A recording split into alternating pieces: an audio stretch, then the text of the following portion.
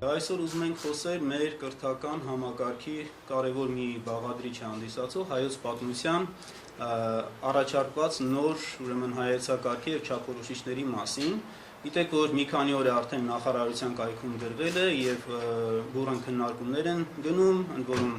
մյուս առարկաներին եւս եւ արդեն իսկ շատ էսպես մեծ աղմուկ է բարձրացել հայոց լեզվի հայ գրականության հետ կապված։ Պիտի ցավով արձանագրենք, որ շատ մխիթարականչի վիճակ է նաև հայոց պատմության պարագայում։ Մենք երկու օր առաջ հուլիսի 22-ին ամբիոնը նիստ հրավիրեց, քննարկեցինք, ամբիոնի 22 անդամներ ներկային, օնլայն նիստ արեցինք եւ առանց չափազանցության ասեմ 100% դժգոհությամբ նույն կարծիքն էին արտահայտում։ Այսինքն խորհրդային տարիների բանը չէ, էլի բոլորը կողմ 0 դեմ 0 ձեռնպահ, այլ իսկապես բոլորի մոտ այդպիսին էր տպավորությունը եւ որոշեցինք մի այսպես փաստաթուղթ կազմել, որ հիմա բոլորը ձեր տրամադրության տակ կունենաք։ Որոշումը 5 էջանոց մի փաստաթուղթ է, բայց որտեղ են ամենահիմնական կոնցեպտուալ խնդիրներն են։ Ներկայացված փաստաթուղթը,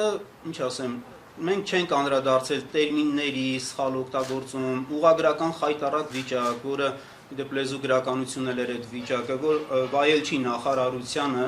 այդպիսի փաստաթուղթ դնել շրջանառության մեջ։ Բայց դրանք թողնում ենք մի կողմ եւ այստեղ մեզ համար կարեւոր է կոնցեպտուալ մոտեցումը։ Տեսեք, հավանաբար բոլորը գիտեք, արդեն շատ է ասվել, նոր դասագրքերի համար վերցվել է ուրեմն սինգապուրյան եւ ամերիկյան դպրոցների մոդելը եւ դա լցրել են հայոց պատմության տվյալներով, փաստերով։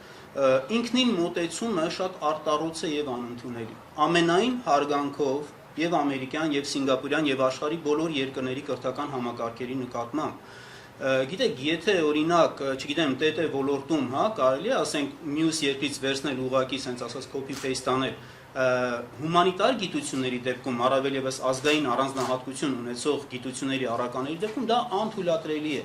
Բնականաբար Սինգապուրը անցել է իր ուրույն պատմությունը իր ճանապարհը, Ամերիկան անցել է իր ուրույն պատմությունը իր ճանապարհը եւ ամերիկյան պատմության դասագրքերը կամ սինգապուրյան չեն կարող ուղղակիորեն ներդրվել հայկական իրականության մեջ։ Սա առաջինը։ Երկրորդը, որ շատ արտառոց է, մեր նախարարությունը անհասկանալիորեն ուղղակի վերցրել է մի կողմ է դրել այս մեր երկրում գործող դասագրքերը։ Գիտեք, կրթությունը այն ոլորտը չի, որ իշխանությունը գա վերցնի իր նախասիրություններով փոփոխություն անի։ Հիմա իրենք Ամերիկա-Սինգապուրյան են վերցրել, պատկերացրեք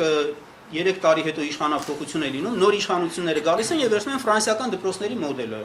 Մի 5 տարի հետո գալիս է մեկը ռուսասեր են լինում, իրենք էլ վերցնում են ռուսական դպրոցների։ Նախասիրությունների վրա չի, էլի։ Այդ չի կարելի, Ժորժ ջան, այն ժողովրդական խոսքով ասած կրթությունը որփի գլուխ չի, որ եկող գնացողը վարսավիրություն սովորի այդ որփի գլխի վրա։ Սա անթույլատրելի մոտեցում է։ Տեսեք,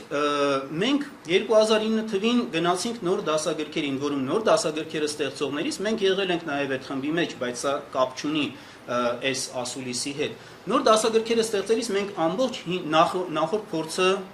նկատի ենք ունեցել։ Այստեղ ընդհանրապես դա բացառված է։ Չի կարելի այդպիսի բան անել։ Մանավանդ ես ինչ ասեմ, հպարտությամբ կարող եմ նշել 2009 թվականի շրջանառության մեջ մտած դասագրքերը, որ 2014-ին խմբագրվեցին, լավացվեցին։ Ոչ մեկ չի ասում, թե այսօր դրանք կատարյալ են, էլի խմբագրվելու, լավացվելու տեղ ունեն, բայց փոխարենը թերությունները վերածվեն, խմբագրվեն, լավացվեն, ուղղակի վերցվում մի կողմ են դրվում։ Իսկ այս դասագրքերով ներեցեք անհամեստությանս, բայց մի մոռացեք, որ 2016 թվականին ապրիլյան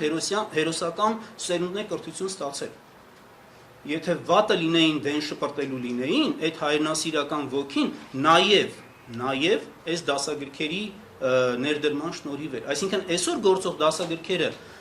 անշուշտ անթերի չեն, բայց այնպիսի վիճակ չի, որ կարելի է վերցնել եւ դուրս շպրտել։